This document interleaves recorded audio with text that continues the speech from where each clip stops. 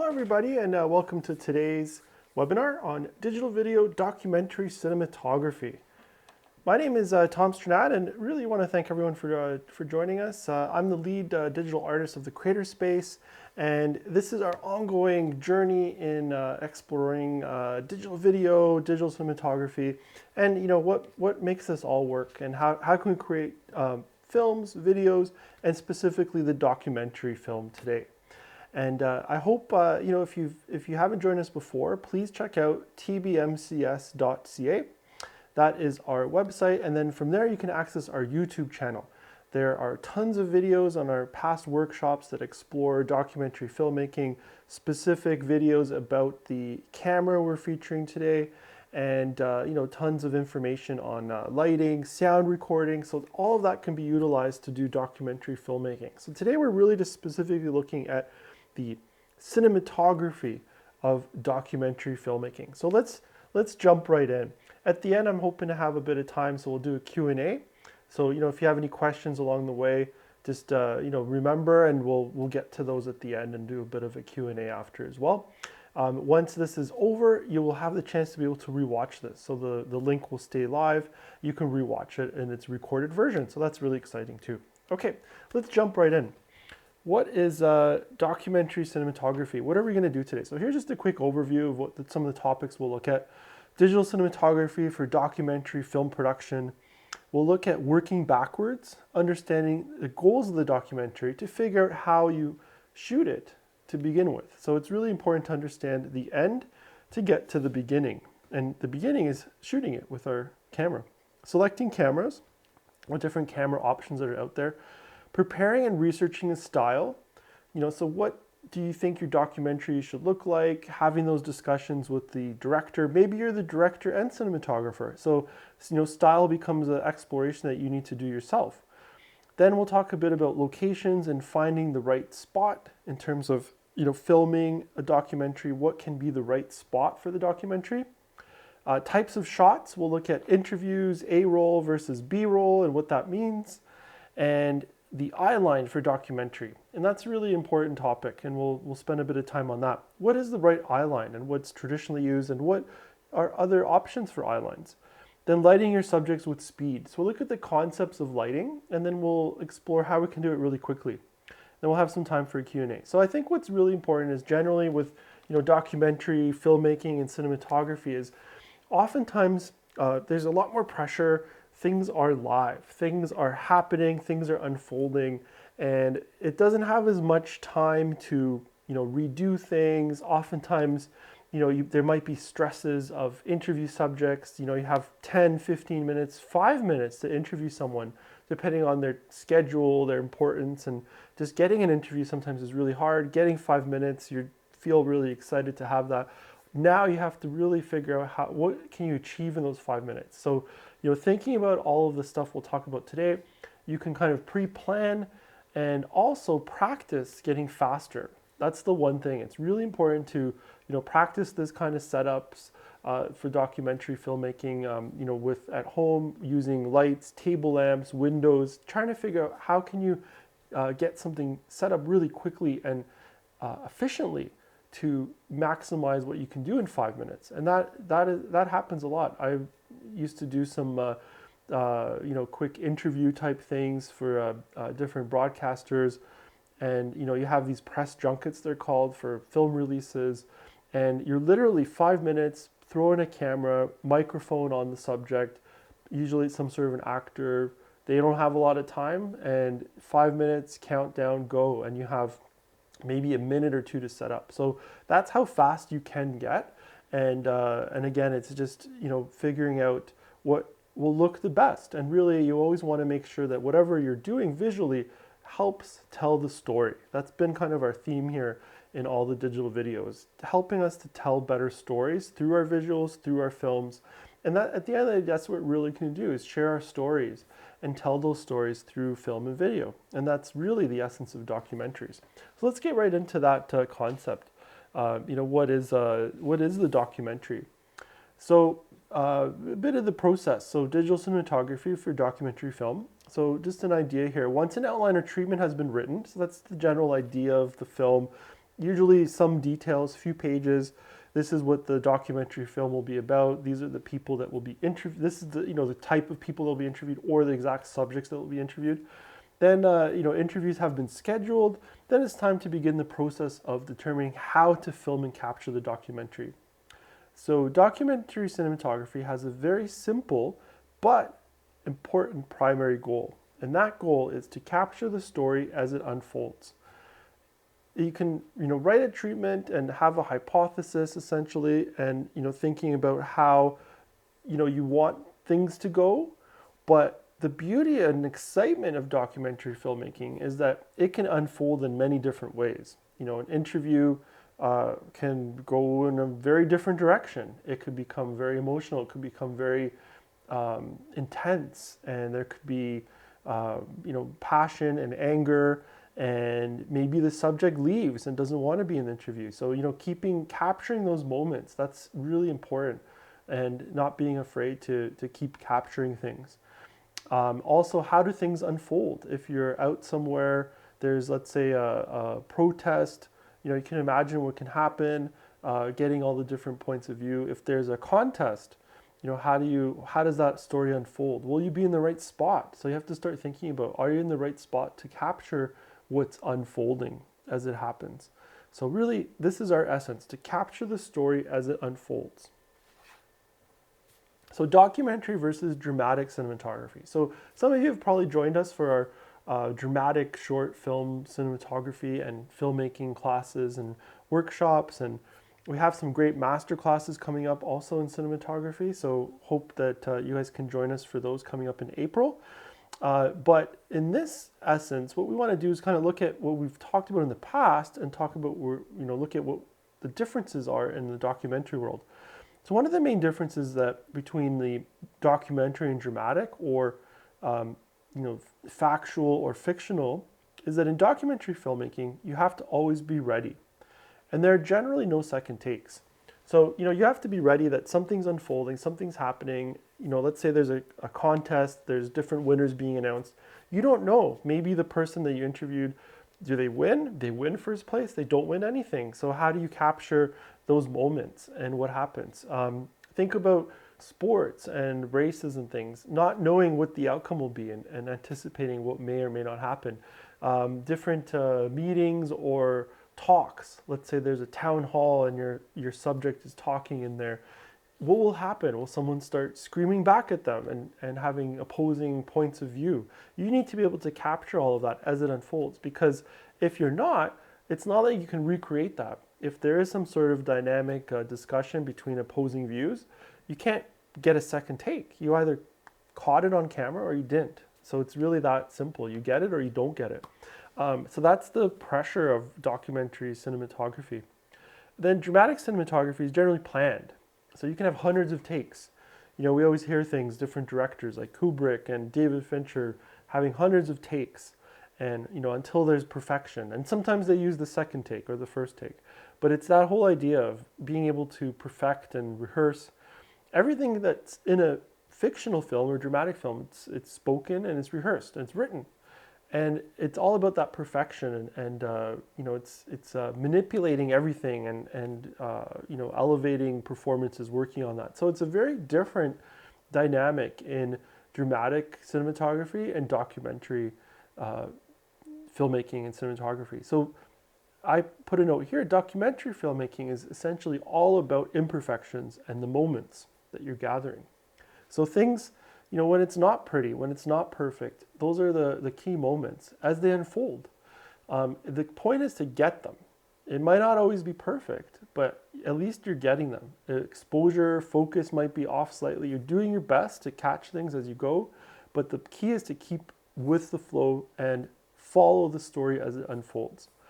So here I made a note too. Events can be part of a documentary, such as a race or a contest, or the results of whatever happens in that. And those are those unknowns. We don't know. Same idea. Think about, we've seen different documentaries, underwater exploration, trying to, go somewhere and what's in the shipwreck. We've seen documentaries of trying to find archaeological treasures. What could be in an old vault? And it gets opened. There could be nothing. It could have already been looted. It could have treasures galore. So you don't know those moments. Same with exploring underwater, what happens, and following that action. Exploring through someone's, let's say a subject is going through a photo album and they're flipping through and they stumble upon something that gives them some sort of a emotional, they respond to it, emotional response. You need to be able to capture that because those are those unknowns you don't know. Or someone comes to the door, another relative, and there's a fight ensues. Things like this, you don't know what's going to happen, and that's really the essence here. Is that how do we keep capturing what happens? And that's the big difference. And you don't get that second take. Think about like a ski race. If there's the final, group going down in a ski cross track, and you want to be at the finish line and see who wins, and you're capturing this for the documentary about one of the athletes. They crossed the line and your battery died and you didn't get that moment. That's it. You can't say, hey, let's go back up and can you race again? We're going to pretend and do it another take. You can't. It's done. So, it's that critical and crucial, getting things being there and getting that moment, whatever the moments are. Sometimes you don't even know what the moments are. So it's a lot of documentary cinematography is capturing more than is potentially necessary, because if you don't, then you could be missing some of those moments. Okay, so here's the big thing about prep work, working backwards. And it's always important to understand how to technically achieve the goals of the documentary. So I made a bit of a list of some of the goals that could exist for a documentary. Now this isn't exhaustive, there could be more areas as well, but these are some of the main ones that I thought about in terms of what do I look in terms of what I'm working with the director to figure out what are we trying to technically achieve and what kind of goals are usually abundant, or what kind of goals are the key goals of a documentary. So the first one's really important. What is the director's vision for the completed film? And again, you could be the director cinematographer, so it could be a question you're asking yourself, or this is a question you can be asking the director. So what's the vision for the completed film? So this can involve themes, storylines, events, what kind of subjects or who's being interviewed, and potential shifts in the story. That could already be in the treatment, that maybe there's some sort of, let's think about true crime documentaries. There's a trial underway. You don't know what the results will be. Will the person be guilty or will they be innocent? Will there be a hung jury? We don't know what these results can be. So those are those potential shifts. Maybe a member of the family is potentially going to be a key witness that can sway things one way or the other. So you need to know those kinds of potential shifts in terms of, how do you technically prepare to capture that? And so that could be potentially needing multiple cameras in a live event if there's a few people you need to follow. So those kinds of technical aspects. Then the next question is, how will this documentary be released? So what kind of release are you looking at? Is it going to be online, broadcast, theatrical, festival, hybrid? Like what's it going to be used for? And that really helps to answer, what kind of format and what kind of quality and what are you trying to achieve? If it's a really important, news of the day and it's something really important, a community story, and you need to capture it fast, it's happening as we speak, then you might need to be really nimble and quick and not necessarily worry about the highest quality. If it's something that's going to be, a couple years and a lot of exterior shots, or it's nature, or it's about art, you might want to have higher quality so you can really capture the nuances technically of what the documentary is about. So those are those things to think about when you're, looking at the, the release format. What is the comfort level of the interview subjects? This is the third point. So will the subjects, based on your discussions with the subjects as the director, or talking with the director and their views, are these subjects experienced with interviews? Do they have no experience? Might there be traumatic experience that's being captured, and some personal stories that might have emotional impacts and responses, and they might need special care and consideration? Because the last thing you want is to have someone open and vulnerable in an interview. So if it's going to be something really potentially emotional, and a story that is very private to the person, that is important to address and think about. So you might want to, it might just be yourself and the director, or just yourself doing the interview. If it's something very private for the person, there's no need to have 20 people in that kind of an interview. If it's a very personal story that could, they want to have that comfort of a one-on-one conversation. It's totally possible. Set it up that way. Technically, you can achieve that. So just think about that. If it's something that maybe is a group of people that want to talk at the same time, then think of that technically too. You'll need, again, more cameras and more people to help you with that.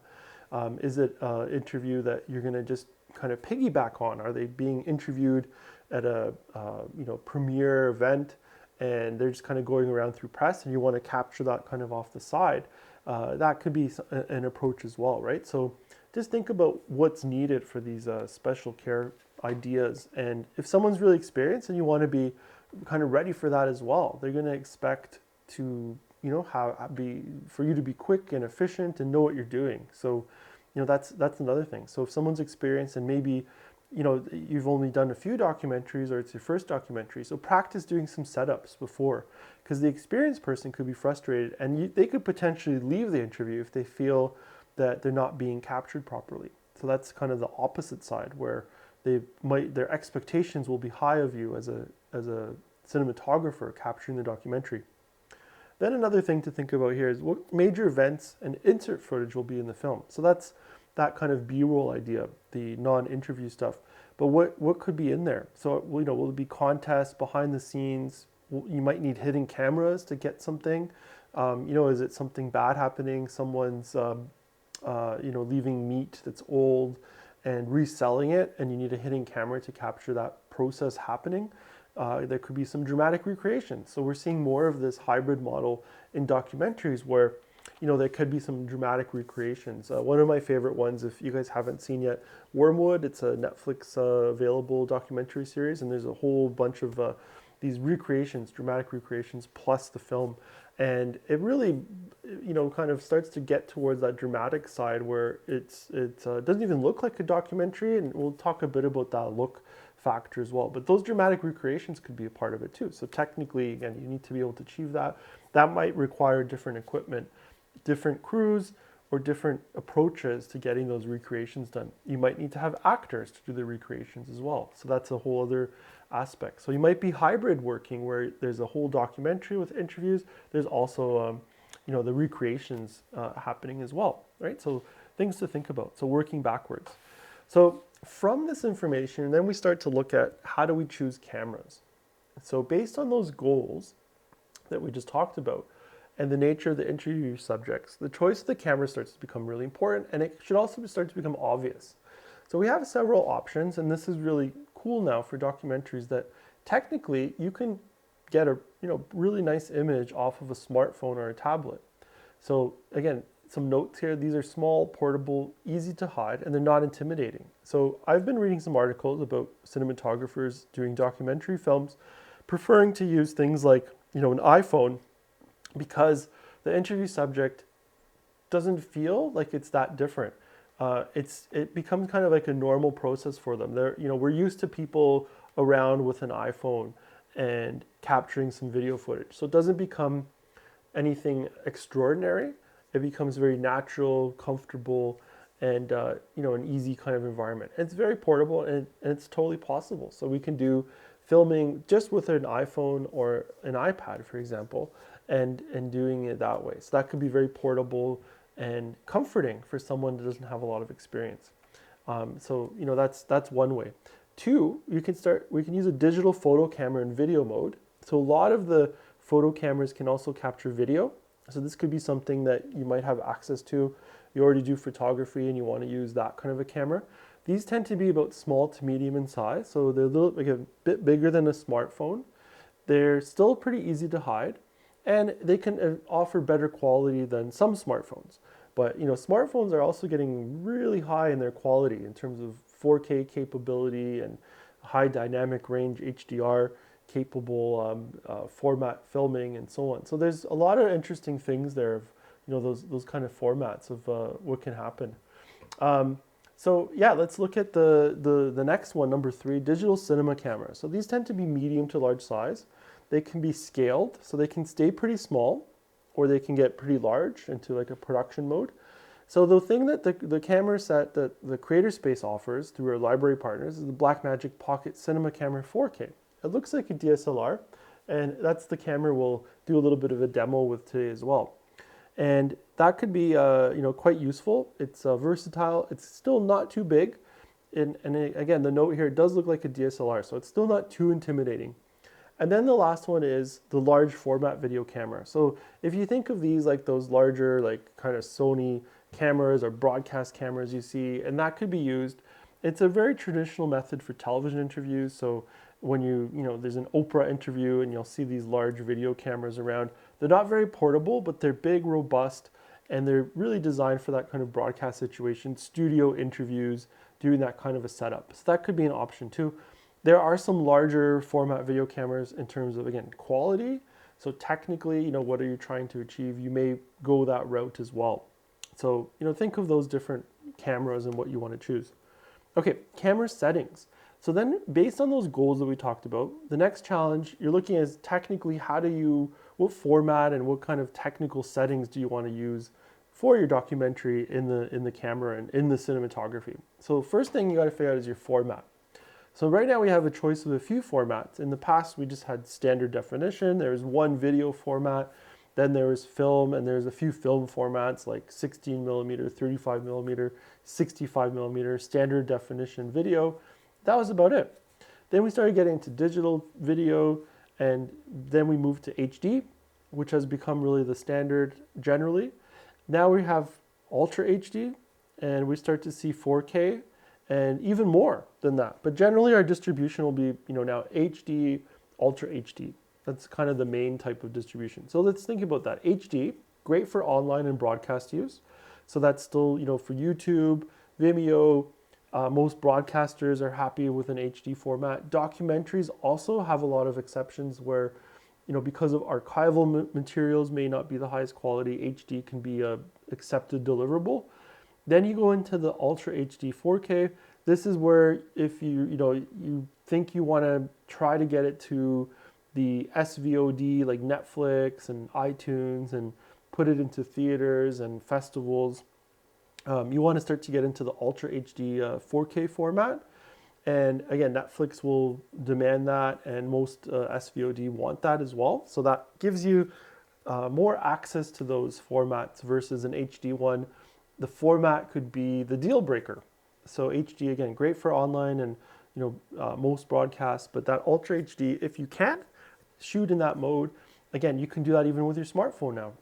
And the Blackmagic Pocket 4K camera that you can get from our library partners, so Blue Mountains Public Library, Wasaga Beach Public Library starting April 1st. It's a great camera to use to shoot in 4K. Then there's a 4K DCI format. And again, this is something we've covered in past workshops, so I'm not going to get into too much of the technical, but that's a format if you're going for film festivals, that would be the preferred format there. So it's just a little bit of a slightly more horizontal lines of resolution than the regular Ultra HD. So it's just a digital DCI is the Digital Cinema Initiative format. It just keeps everything standardized for theatrical use. So then the next thing is frame rate. So here I just put a couple of the main ones. So 24, I always say best for international conversion and overall. So 24 can become 25 by speeding it up, and that's PAL for Europe. It can become 30 by doing a pull down, so adding 6 frames per second to make it 30, and then it has that cinematic look as well. So 24, it's pretty robust. I like that format a lot as a frame rate. 30 is your traditional broadcast video. Most of our smartphones will have a 30 as a default and may not have 24 as an option. And then 60 is what we're seeing more in the current HD broadcast standard. So 60 gives us more frame rates, and so things with more action like sports, it's been the go-to because there's less motion blur. 60 frames, so you imagine hockey pucks going across the ice, someone skating after it really fast. 60 frames per second, get rid of that. It gives it a crisper HD image look. So these are those factors. If your documentary is going to have a lot of action or it's about sports, you might want to go to 60 because it'll create crisper sports imagery. And if it's something that's more kind of cinematic or arts based, you might want to go 24 to get that cinematic look. And then to kind of go in between, you might want to just go 30, or if you're going to decide to use your smartphone, you might just only have 30 as an option. So that could be your frame rate. Aspect ratio, 16 by 9. Basically, 16 by 9 is what you are watching this in. So this is 16 by 9. This is the format. Then there's the 4 by 3, which is the old kind of square box of a TV. And a lot of archival stuff, film footage, will be in that format. So you can imagine if you were doing a film with a lot of archival materials, you might want to stay 4 by 3 to match it. And that could be a stylistic choice. Then the other one is the 239, and what that does is it just gives you, it's that letterboxing within the 16 by 9. So you can do kind of that widescreen cinematic look. And that can be an approach too. So, just think about, why do you want to do these things? And the last point here is in terms of technical, color or black and white. That could be a question to ask as well. Generally, you would shoot just in color, and then you can finalize the black and white, the removal of the color in post-production. But it's good to know if things are going to be in black and white for production, you can worry less about potential colors that could be an issue, because it just becomes grayscale and gray tone. So you could potentially, if you can put your monitor to look at it in black and white mode, that can be an option, or just to be able to check it that way. You kind of get an idea. The colors could be a little bit more forgiving in a black and white setup, and there's different approaches to that. There's a whole avenue on that, and we're hoping to do a workshop on black and white cinematography in the near future as well. So let's continue on. Okay, so preparing and researching a style. So the documentary cinematography, you should try to create a set of rules, and what that style will be. So you can research other documentaries or stuff about that subject matter, like historical photos, photos about the subject, other films about the subject that have already been made. And then you create that style, those kind of set of rules. So it determines how you're going to approach your cinematography. By having this style, I like to say set of rules, then you can stick to it so that it's consistent. So it doesn't keep looking different. So that creates a nice consistency and an approach. Sometimes the style evolves a little bit. Maybe, again, in kind of an artist documentary, you might start to learn more about the artist and want to emulate that style of the artist. But the more you can research ahead of time and really understand, what the subject is about and what kind of style can be used, the better it is for your successful approach to cinematography for documentary films. So camera movement. First question, is it going to be stable? Will it be on tripods and stabilizers? Will it just be handheld? Will you have no tripods? You'll just go with, have the camera in your hand, handheld. Lighting, will it be just all available light, so you don't have to worry about bringing any other lights? Will it be artificial light, or will it be a combo of the two? Framing and lens use, will you use the traditional rule of thirds for framing? Will you have some sort of unique framing, bottom corner rule of thirds, or center framing? Will you use prime lenses? Will you use zoom lenses to move in and out for interviews? Zoom lenses can be interesting. Seeing the zooms gives a dynamic, kind of rough and raw look to it. That could be a style. Insert footage style. So will it be different? Will it have a different style? So will your recreations, or will your B-roll, let's say it's an interview about a hockey player, will your interview look one way and then the actual hockey games be shot differently? Will it be the same as the A-cam, or will you be using archival footage, or will you be doing recreations of events as they unfolded? So that's important too. What will that footage look like? Okay, locations, finding the right spot. This is really important. So larger spaces can allow for easier production and lighting. So that's really great to have a larger space. Quiet spaces can offer a safer setting for an interview subject, where there could be some first-time experience, or there's some you want to make a safer environment for the subject because of the emotional nature of the interview, and also gives you better sound quality.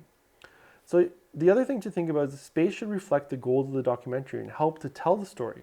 So if you think about capturing an interview inside a kitchen, if you're talking to a chef, that would make sense. If you're talking to a chef and then you put you have an interview, inside a cubicles, office cubicle setting, doesn't really make sense for the story, unless the chef is, works as a chef in the night and in the daytime he's in an office job, right? So it has to make sense really for the story.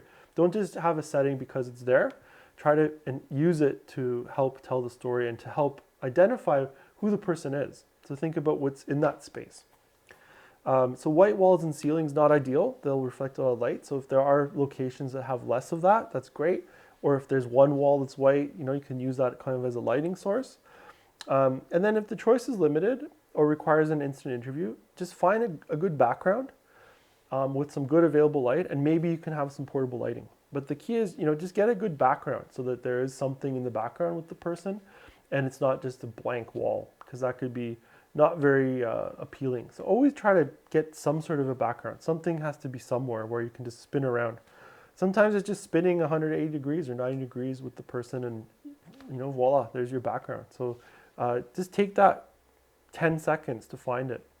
And this is, I think, key, because nobody's going to remember the fact that you had 5 minutes to do it when it looks ugly and there's just a blank wall behind the person. But they'll remember when there's a cool background. So, after a contest and the background is they're cleaning up the stage, that's a really cool background for the interview. And that will look great and people will say, hey, that was a really great shot. Versus if you're just against the curtain and not seeing the cleanup, you just missed out on a great opportunity. So remember that extra 30 seconds to get a better background, you can't go back and fix it later. You got that one shot again with the documentary. So think about that aspect. Okay. Finding a spot for a key interview. So if there's a key interview and they don't have a space, like they need to come to you, this is kind of that idea. Start with friends and family. See if you can get a location that you already know and that you like and visually it works. Then you can also scout and preview other locations and to find out, what the location, how it can work for the interview and getting the spot ahead of time. So a key interview, that's really important to try to preview where you're going to be and be really efficient, because this is usually someone that's, it could be a politician, it could be someone with limited times, it could be a famous actor, famous sports player, someone who's, has, again, very limited time, maybe hard to get a hold of. So the more you can preview and prep that, the better. Tech scout, and just to identify what that is, go to the location, explore it, find out where electrical outlets are, how noisy it is, where can you put some cameras up, well, you need some extension cords. So all that kind of prep work is really good for a key interview. Okay, so types of shots. We'll talk a bit about this. A-roll versus B-roll. So documentary filmmaking mainly has those two, A-roll, B-roll. A-roll is your main footage. So it's all like your interviews and key moments if the interview subject's giving a speech or talking at a meeting. And usually the sound is that subject talking or their interview. So A-roll is your main footage. B-roll is the footage that helps to enhance that footage, or it's also called the insert footage. So it's visually highlighting what's being talked about in the A-roll. So if the A-roll talks about, there's a new park design happening, your B-roll could be showing that design process happening or drawings of the new park, right? So that's kind of that A and B roll. And like I said before, B roll could also have a different style than the A roll, but it could also just be the same. So that could be the same, or it can be different for a storytelling perspective. Shot sizes and camera movement. So we talked a bit about this before, but you can have different shot sizes. So we can have wide, long shots, medium shots, close-ups, extreme close-ups, 2 shots. And then there's also the camera movement. Do you have pans? So that's left to right, tilts, moving the camera up or down, handheld, stabilizer, follow shots where you're moving along with the person. So this is important too. Having, the shot sizes help us tell the story. And here's just a little bit of a chart of the different shot sizes. So you can see kind of the extreme long shot, wide, closer, and very close. In documentaries, generally most interviews you're doing in the kind of mid shot to maybe a close-up. So the last kind of, not the last ones, but the mid shot in the middle, medium close-up, those kinds of ones. Maybe you do like a extreme close-up, it would be a little bit more rare. And then those other shots, extreme long shots, extreme close-ups, and long shots and things are more for the B-roll to establish where we are, establish what the person's doing, if they're walking along a path towards their home, to establish where they live, that kind of stuff. But generally the interviews are mid shots, medium close-ups, a lot of it. If you're on a zoom lens, you can move in and out based on the emotional impact. So think about what those shot sizes do. If I'm really close up, I'm really close into the character. So you want to make sure they're talking about something really important if it's, really close up. You can see like this kind of, my shot here, medium close up right here, talking to you guys. And that's that. But if it went really close to my face, right, it's probably something important that I'm saying. It wouldn't just be like, hi, my name is Tom. That's really too close for just an introductory thing. So the idea is to kind of stay wider, and then we can move a bit closer. If there's something really important, then you might want to move out. Or nowadays, I always say you can just shoot, a mid shot or something like that you're seeing right now. And if it is shot in HD or 4K, you can always punch in about 20% in post-production, then just zoom in a little bit and just do a little bit of reframing if you want a little bit of a punch in digitally. So that's a great way to approach it as well. Then you don't have to worry about if you went too close and then that's the wrong time. You can always do that in post-production. So a lot of people are doing that, and especially in the 4K cameras, you can get a pretty good punch in with high quality. So that's a good approach there. So then there's the focus, distance, and range. So we, again, I really encourage you guys to look at some of the past workshops too. But that manual focus is based on setting one spot. And we did a video iPad production course this last week that's available on our YouTube channel. And that talks about how to lock in your focus on a smartphone or iPad. Same process. So locking that in, and then if the subject moves, you'd have to change that focus, right? So instead of using autofocus, using that manual focus to keep the person in focus. Then the range is, how much is the focus is in focus, how much of the subject is in focus. So, this kind of shot, you see I'm in focus, the background is less in focus. So it's a bit of a shallow depth of field for this kind of a discussion workshop, right? So that's the whole idea. Is it going to be shallower, or do you want like a depth of field where the background's in focus? Maybe it's really important to see what's happening in the background. So in that case, you'd want to, adjust for that. Again, a whole workshop we've done before, and I really encourage you to go and check that out in terms of depth of field and how to achieve those different approaches. Okay, eye lines for documentary filmmaking. So this is a really fun thing to think about. So film and video generally treat the subject, as part of a scene. So 4 walls, camera is the 4th wall, you, the audience, being the 4th wall. So the rule overall has always been to not break the 4th wall. And this comes from like theater too. Actors on the stage, not always talking to the audience. Then we started getting into these experiments where the 4th wall is broken. So once you start to acknowledge the audience or the camera, you're breaking that 4th wall. So the tradition in documentary filmmaking has been that the interviewer is just off camera so that the eye line is not directly at the camera, right? And it's that 4th wall, so the person's not looking at you. Then there's the concept now of looking right at the camera, and there's a lot of directness, and it can make the audience uneasy. Again, on the subject matter. So, the thing is, I think we see a lot of like the YouTube videos and discussions of workshops and, people talking right at the camera. So I'm, addressing you guys, talking to you guys, but you can imagine if if I'm talking about an emotional story that happened to me, talking right to you, it can make you feel maybe uncomfortable. It could also change the dynamic. If I start talking just off camera, this is the whole idea of the 4th wall. So now I'm just talking to an interviewer, and I'm saying, yes, today is a bit of a cooler day, and it was, I'm glad that there's more sunlight in the evenings thanks to daylight savings time, blah, blah, whatever. So that kind of idea, I'm looking off camera, getting that interview. But see, when I look right at you guys, very different approach. So just be aware of what you're doing. And traditionally the approach is to do this off-camera look, and we'll look at some of the samples with our main camera as well. So think about those eye lines. Looking at the camera or off as the traditional way to your interviewer. Then lighting your subject. Here's what we're going to get into for our demo now. Are you going to use available or artificial light? So you can use what's available, so sunlight, table lamps, or you can add artificial light, LED, spotlights, or continuous film lights. And then it can be a combination of both. So we have some great newer LED lights that you can take out from the libraries. Blue Mountains Public Library right now. If you're a member there, if you're a member of the Wasaga Beach Public Library starting April 1st, you can take that out and you can then use that to supplement what's available. So I tend to, generally in documentary cinematography, to have a bit of a blend of both. So even right now, I have an artificial light over here to my right, to camera, my left, camera right. Then I have a window that's coming over here and giving me some natural light because it's there, so why not use it? And you know, that's kind of helping a little bit of fill light, and this is like that key light. And then I have a bit of a background light, and I have a bit of a backlight here that's kind of standby for our demo, right? So that kind of, you can see this is a combination, and it creates a specific mood, and putting a bit of a light in the background. Otherwise, it would just be dark back there. So that table lamp just helps to fill in, you know, the back of my edit suite studio here. So that's, you know, what you can do in the combinations. 3-point lighting.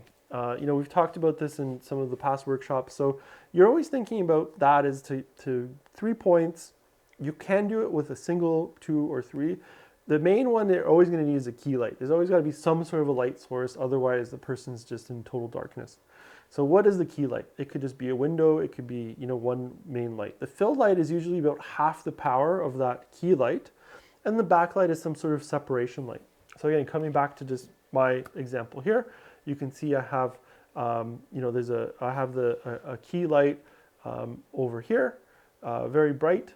Then I have the fill light of the window coming here, giving me about half of what's on this side. And then we're using a bit of that lamp as a separation light to, you know, light up the background so that I'm not just squished in part of that black background that would just be in the shadows, right? So this is a really cool kind of a 3-point lighting, one sample. So what does that look like in terms of a chart? Here's just a quick diagram. So that key light, fill light, camera right at the subject. You see about a 45-degree angle for the key light. That's always nice to have it off axis. Backlight about 20% of the key light, fill light about half of the key light. So these are suggestions, and you know, rules are made to be adjusted. I usually have a bit of a stronger backlight to really get a kind of blast of separation light. So that's always a fun way to do it too. And notice the angles though, that's really important. We don't have any lights that are just where the camera is. And you know, same idea here when you're talking to me, I don't have any light in front of me. So I'm just doing, you know, from the sides and then from the back, and that gives us our dramatic digital cinematography look. What's also important is if I had glasses on, these lights are going to be on the sides. So there's a little bit of eye twinkle, but if I had a light on the camera and the light shining at my glasses, there would be a reflection. By shooting lights from the sides on these 45-degree angles, we're getting the, you know, a shadow on the face, and it's lighting is with shadows, right? And we've talked about this in the past workshop. So by having those side angles, we're avoiding the lights in people's glasses, so they can still wear glasses. And you know, just something to note. That's why we do these kind of angles for contrast, shaping of light, but also it helps reduce reflections directly in the eyeballs and glasses. Okay, so that's our 3-point lighting diagram. Lighting fast. So once you know these, you know, key points, 3-point lighting, you can use the concept to light fast. So you can, you know, put someone by a window, put someone by a lamp, and that can be one of the points. Maybe that's just the fill light, like I have my window as a fill light. Then you can add your second and third. Sometimes I just have someone by a window and then add one more light just for a key light, and I'm ready to go. You know, and more you can practice doing some setups and mock-ups of these setups, then you're going to be faster and faster when you're out there, you know, in the field, on the shoot, having to work fast.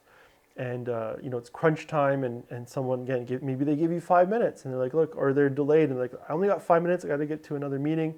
You have to be fast, otherwise you miss the interview. So that's the key. So if you can light fast, use something that's available, add maybe one more light, and there you go. You can always work just with one light. So, you know, just get one light in there, and that you can be that fast. And maybe just trying to have something, again, like in the background, you can see just turning on a lamp helps me light the background. It can be that simple. One light here, background, and I'm by a window, got my 3-point lighting. So that's really neat. Okay, so before we get to the Q&A, so let's get right into some demos here. So I have some cameras set up. I'm just gonna switch over here. So okay, so here's kind of a camera I set up for like an interview, and it's gonna be really probably too bright now in the setup. Okay, so that's the first thing. So I'm just gonna reduce a little bit of my exposure here.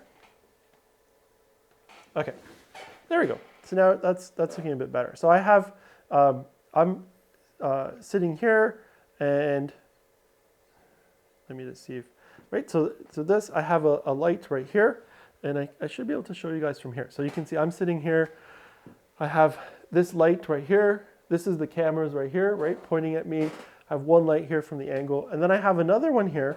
This can be used as a bit of a fill light, if the one's the key light.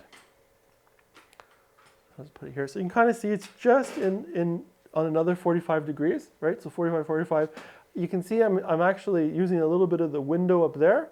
That's giving me a little bit of extra fill on top of this light. And then this was I'm using this back window as a backlight, just to kind of filter out, to separate me a little bit. So then we end up with something like this. So this is, you know, kind of a nice quick way to set up a lighting setup. And now what I'm going to do is just reduce this light, so my fill just to about 50%. And you can see that's a little bit nicer now. So we have this one's my key, the fill, and the window's my backlight.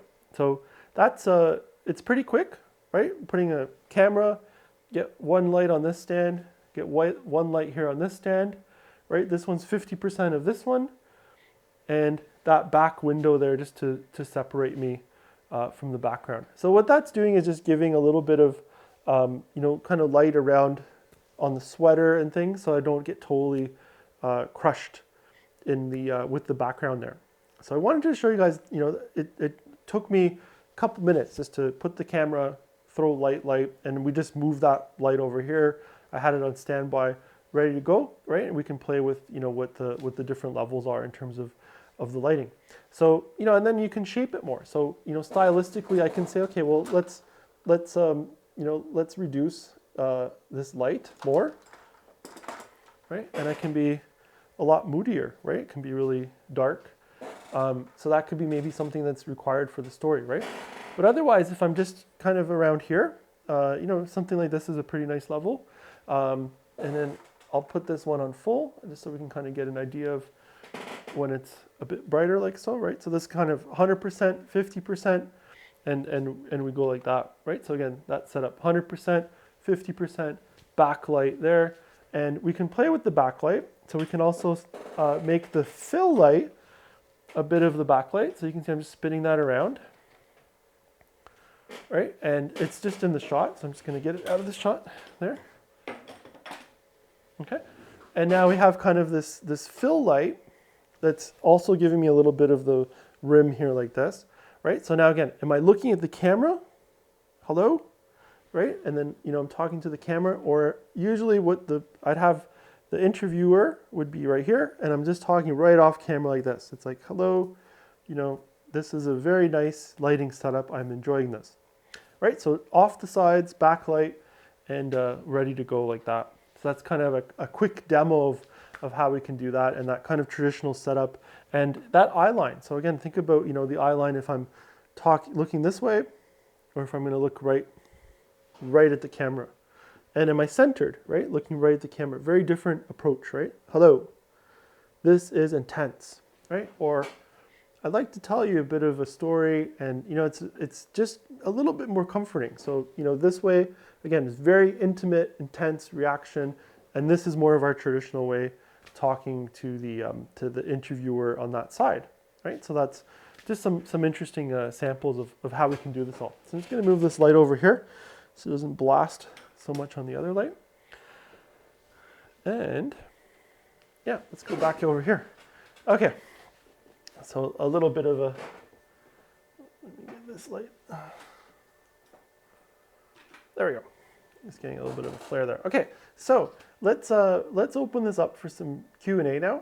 I hope that's you know, really helped to go over that demo, and I wanted to just show that it can be that quick. There's moving lights around, and it's making it look nice and effective. And if I'm doing an interview and I'm here in my editing suite talking about, you know, what it's like to be, you know, a filmmaker, it's the right kind of area to be in as well. Okay. So yeah, let's open this up for Q&A here. It's gonna see, so there's a Q&A, you can talk right in there. I'm gonna also just go through the chat. There's some questions already that are happening. Okay. So an acronym, so behind the scenes filming, it could just be BTS, behind the scenes, in terms of what that is. The HD, when I say HD, do I mean full HD? Yes, so it would be full HD, 1920 by 1080. The 1280 by 720 is fine, but definitely that would be for online. You wouldn't want to use that format for, you know, broadcast or film festivals. Definitely full HD. So yeah.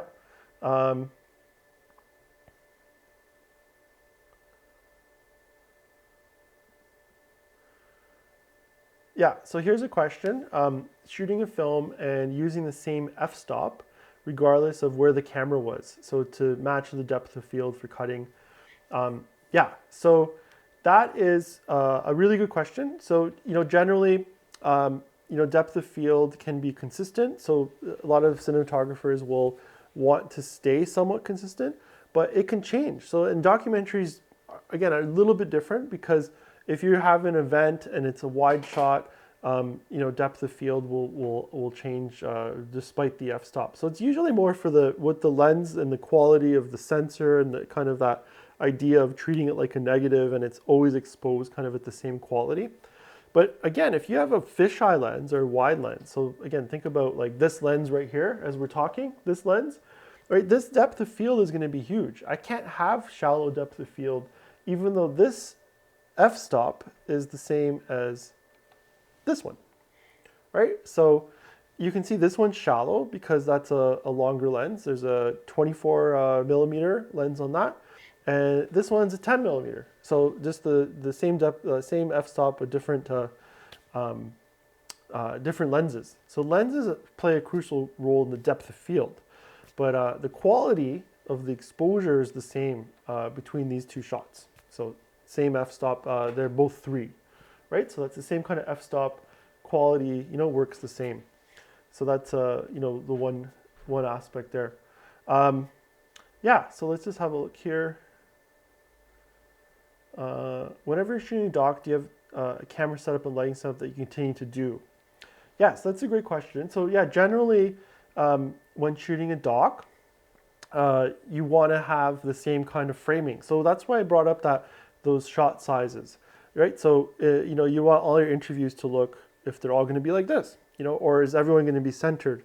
Are we going to have people, you know, on different frames, right? Different frame edges, and you know, where are they framed, right? So it's going to be centered, looking at the camera, and then the shot size. So that would be kind of the setup. The lighting you might have to augment a little bit, but you want the same idea, that kind of quality of lighting and, you know, shadow and depth of field to be consistent as well. So definitely trying to have the same kind of setup. So if you can use the same camera, same lens, and then try to do the same kind of framing. Sometimes what I'll do is if you keep the shot on the card or a sample, you can quickly go to play on the camera and see what the shot looks like, and then go to your shot in the record mode. So if you play back your footage, you can see what it looks like on your viewfinder of the camera, then go to record, and you'll see that it's the same size and it's matching perfectly. So it's a really good way to kind of reference your sizing, because sometimes it's hard to remember maybe an interview that you did a month ago or 2 months ago. So if you put a clip of that shot onto your SD card, it's a great trick I use, and I play, I can see it, and then go back to it. Okay, let's just see if there's any more chat here.